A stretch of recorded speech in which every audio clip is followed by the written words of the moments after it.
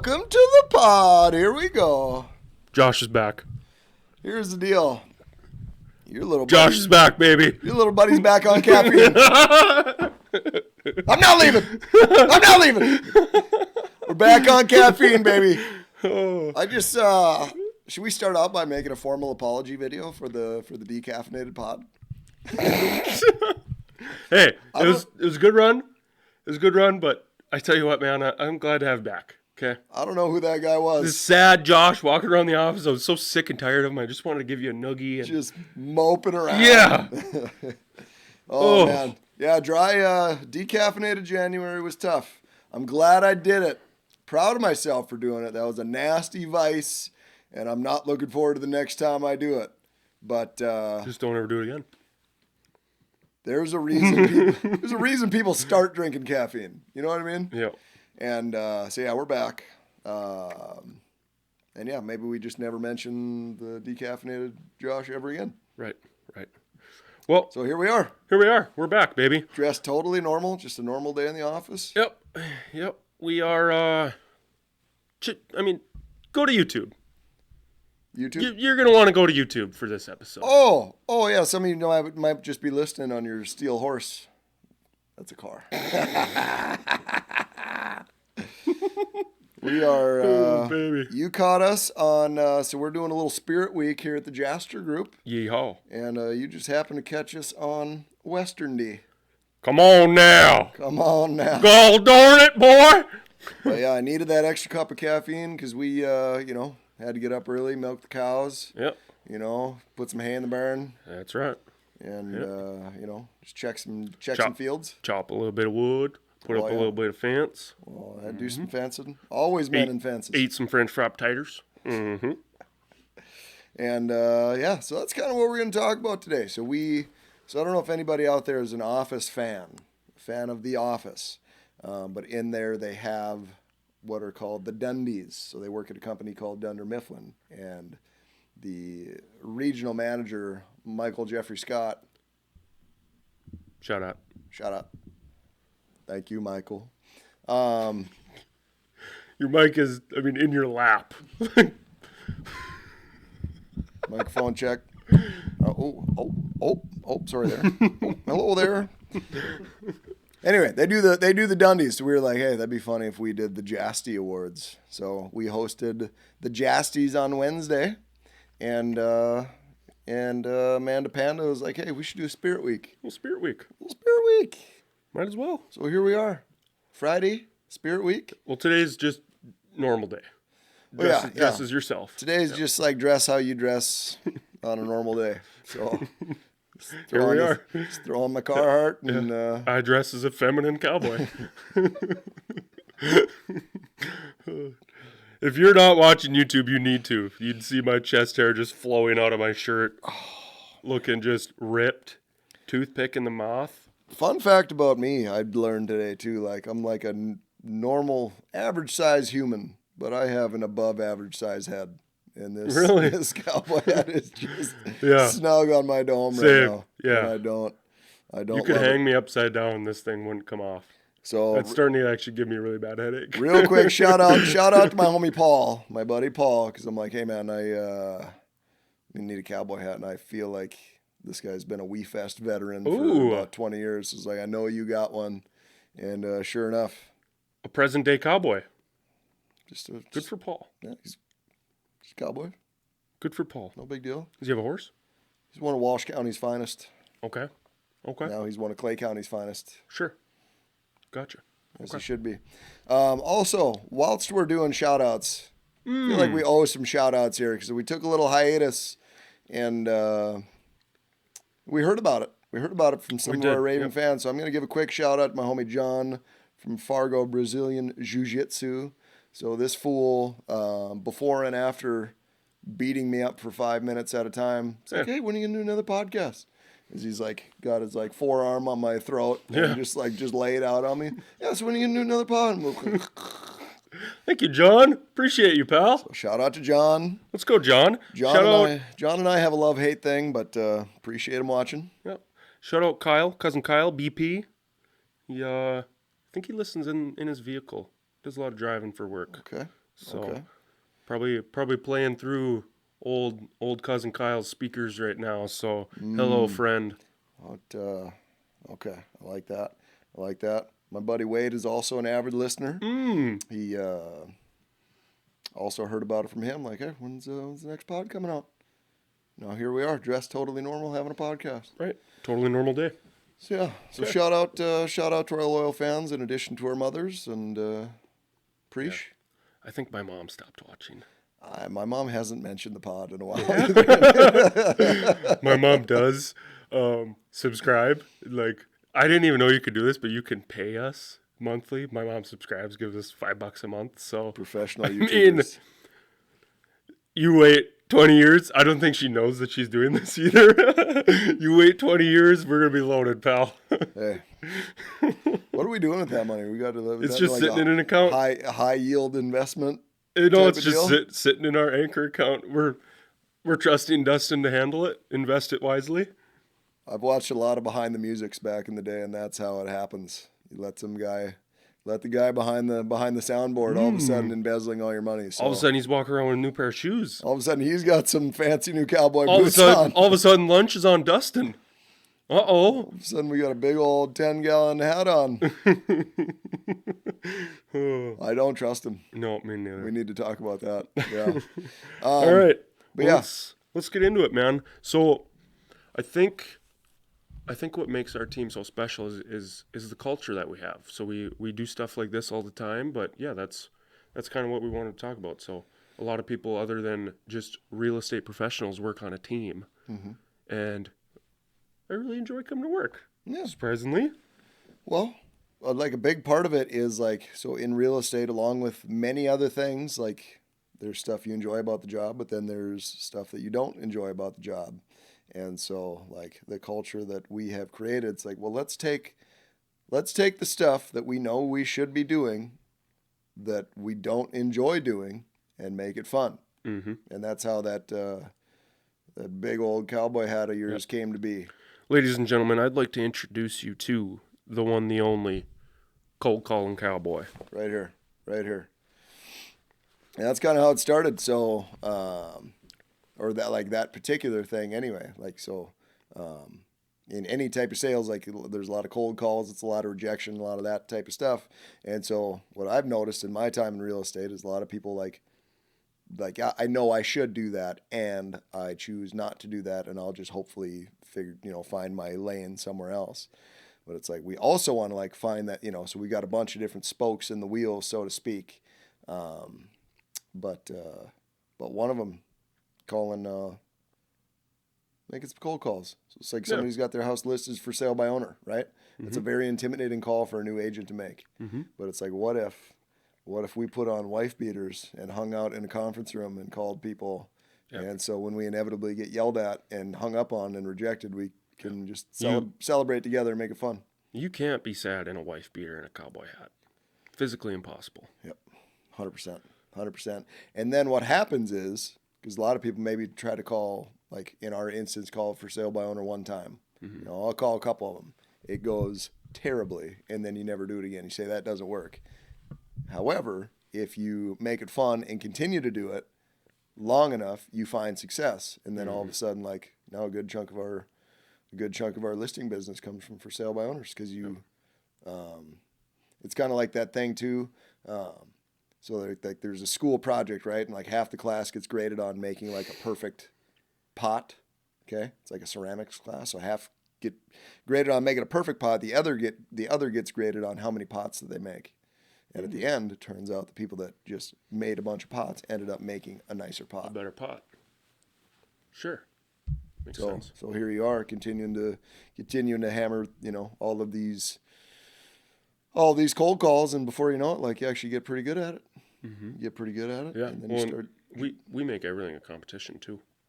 I'm a very competitive person. I think a lot of people on our team are too. So, yeah. First person to set an appointment, I'll buy him lunch, or something like that. Some little kind of competition I feel like helps us out quite a bit. And it is fun too. Like we've got that reputation around the office too, because we make a little bit of racket. And anyone who's met me knows how loud I am. Right. I get even louder from 9 to 11 a.m. Yeah. So that's where, so every day we kind of have a structure like, okay, now we're going to make our calls from 9 to 11 and try and drum up some business. And so when somebody sets an appointment, it is pandemonium back here. Mm-hmm. That's a lot of fun. Yeah. And so yeah, we all like go to the bathroom, which is now like by other people, like, oh, set an appointment back there. It's like, yeah, we did. Are you guys wrestling? Yeah, we did. Is everything okay? Like, you guys okay? But yeah, but it's fun. Like, you take the things, and that's one of the things that like I pride myself on from the team is like the success stories that we have, because that then breeds success. So like I look at Dustin for example. Like, he worked somewhere and like didn't necessarily love what he did, right? But he's able to come here and do like very like pretty similar stuff, like not, and but somehow like we've created a culture where he really seems to enjoy himself. Yeah. Well, it's the people you surround yourself with, and it's the environment and the culture. I mean, yeah. Say Dustin is doing the exact same stuff. I bet you he enjoys himself here than he would at this previous job. Mm-hmm. Yeah. Same with Amanda. Same with everybody. But like, yeah. And then you're a great example of too, kind of like what can happen. Because when we met, I think you were on a real estate team, and then you didn't seem like you kind of saw the value, or just wasn't quite what you wanted it to be. Right. Left and went out on your own, and then we found each other. Now here you are, kicking butt, taking names. It's fun to see. Yeah. Just bought my first pair of cowboy boots, so if that's not a success story, I don't know what is. That's $10 a boot right there. Look at those things. Come on now. Look at those things. Come on now. But like a lot of it, like your success has come from like doing the things that anybody can be doing in real estate. Like, you got to know how to talk to people. You got to know what questions to ask. You got to know how to kind of direct a conversation, control a conversation. Mm-hmm. And then you got to go out and you got to take the action and make the calls and make put yourself out there and do all that type of stuff. But if it's just like you in a silo by yourself, it's easy to get that. It's easy to be like overcome with that rejection. Be like, screw it, I'm going home. Yep. I'll go take a nap. I'll go whatever. And then that compounds over time. And then that's not great versus like coming in, having fun. And all of a sudden you start having that success, and then like winning breeds winning. And that's just too is a big part of the culture is I've heard that like usually the team that wins the Super Bowl, like they don't have locker room problems. You know what I mean? Yeah. Like when everybody's winning, when everybody's in the zone, when everybody's just being the best version of themselves, like that, like winning sparks winning, versus all of a sudden we're not winning, we're not doing the things that we need to do, and then all of a sudden the blame game and the finger pointing and stuff like that. So like it seems silly, and I will get like my buddies will give me a hard time, like, do you work ever? But sometimes like another Office reference. Remember that time when they were talking about like downsizing? And then like Michael Scott is like doing he does like that murder mystery thing. Like, I think we're all going to put down our guns. And then at the end, like, so he's like distracting everybody all day or whatever. And then at the end, he's like, that is the hardest I have worked in.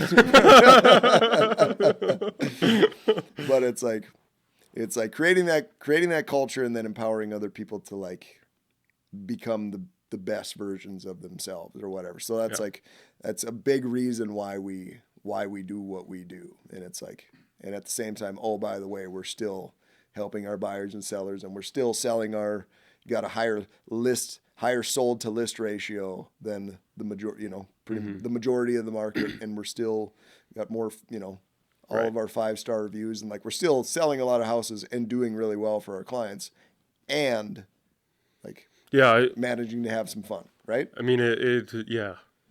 Imagine we come into work looking like this, but we just suck at what we do. That's a different story, Oh, man. That would be really weird. These guys haven't sold a house all year. That would be really strange. So, yeah, on the one hand, like, you kind of earn the right to, right. like, do this, too. Right. It's like, or it's like, But like, I mean, when you do this stuff, people are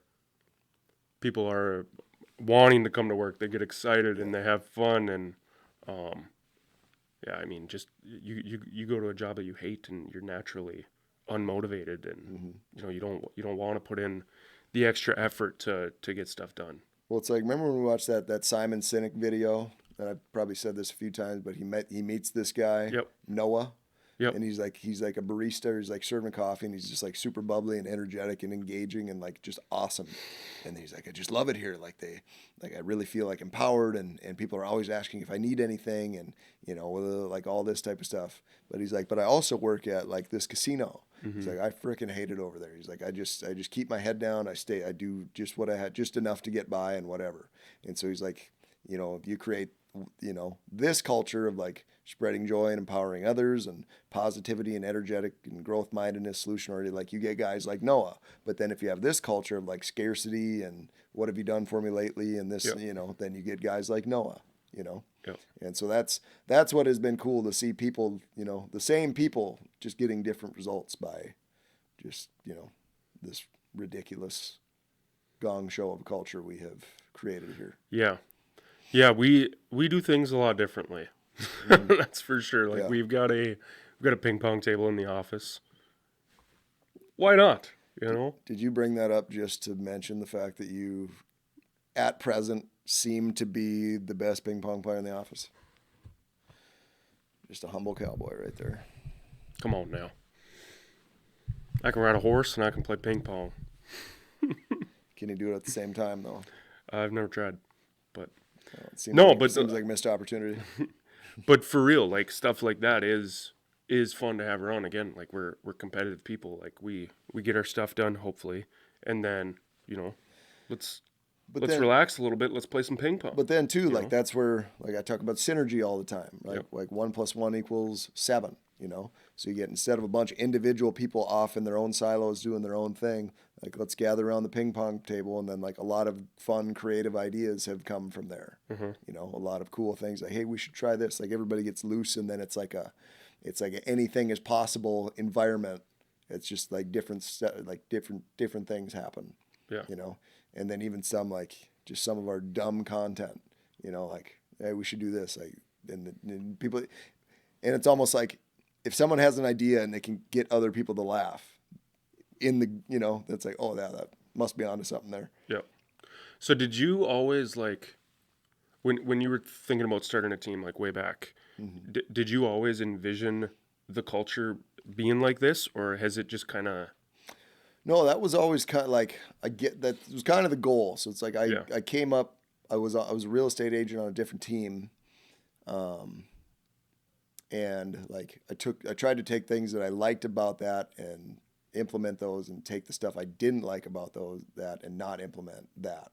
So just from my experience, and then you come up with a bunch of other agents too, and kind of watch, learn what did they like, what didn't they like, all that type of stuff. It's kind of like trying to create the environment like I wish I had. You know what I mean? Mm-hmm. And again, like there was a lot of good when I started, but then just trying to like, so that was always the goal, to like create an environment where like nobody even has to be on the team, but everybody chooses to be on the team, right? Because I would also see that a lot of like people come on a team and they learn just enough to be like, okay, I can go do this. I think I can go do this on my own, and then they want to leave. But it's like on the flip side, like let's build them up so that they don't have to be here, but then create a fun and engaging culture, and which will then create other opportunities for other stuff, so then they don't necessarily want to leave. Because I would see that like people start a team, and then it seems like they have their one stud agent, and then they bring like one or two other agents on, and then eventually like this guy leaves, but now this guy is kind of the guy. And like I didn't want a culture of like that revolving door of people coming in, because then too, from like the client standpoint, like I always liken us to like McDonald's, right? Or like Subway. Like you go into any Subway or McDonald's and you order your food, like you know what you're gonna get. Yep. Same with us. Like I want, even if like a good friend of mine needs help selling their house, like I can then have you help them, and then they're gonna get the same experience as it Yep. would be with me. like that sort of thing, like just kind of creating that standard. But then I feel like you don't get that when people are constantly shuffling in and out and stuff like that. So yeah, tried to take the good and eliminate the bad, and I don't know. Still, like, certainly not perfect, but I found that, but like through like personal growth journey, reading a lot of books on leadership, and like the Leaders Eat Last, I think about that book a lot. Like, instead of how little can I afford to pay somebody to keep them, like how much can I afford to give before it like doesn't make sense, and it's so far it's worked pretty well, I'd say. Well, cool, man. You got anything else to add before we wrap this song beep up? Just trying to have a nice little podcast here. No, that's about it. We did say, so it was just me and Keller in here before, and we talked about like branding, like branding horses. And I was like, that should be on like when we're doing content. We should just call it that when we're like, we're gonna do some branding. Just a fun little nugget, I guess, for everybody. But I thought you meant you were gonna brand the JG logo on us. Onto your body. Well, yeah. I mean, that's what I'm into. We could look at that. Instead of like, oh, let's shoot some content. Let's go out and do some branding. Whatever. Anyway, no, that's all I got. Glad to be back on the caffeine. Glad to have you back, pal. If you were just listening on the Spotify, why don't you give us a look. Also, real quick. So I'm like, oh wait, the video is on Spotify too, right? Is that still a thing? Oh, Dustin's shaking his head yes. Let's go. No, real quick. I was fairly disappointed though, because I was like, I don't have a ton of Western gear. Like I don't have the square toe boots and all that type of stuff. But I was like, I got a Carhartt. My dad gave me. Then I got this cowboy hat. And I got some aviator shades. I've never watched Yellowstone, but I see this guy on my TikTok all the time. Mm-hmm. So I come in feeling like I'm looking like this ripped guy, like the guy that all like the ladies are swooning over. I'm like, oh yeah, this is gonna be sweet.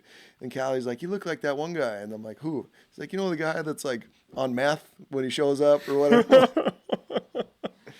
Just want to like throw the hat down, just take off. This sucks. Hey, I think you look good. Thanks, pal. Back at you. All right, watch for deer. Shake your bug. Thanks so much for watching. Don't forget to like, comment, and subscribe for more content like this. If you have any suggestions for us, make sure to leave them in the comments. Until next time, watch for deer, shake your bug.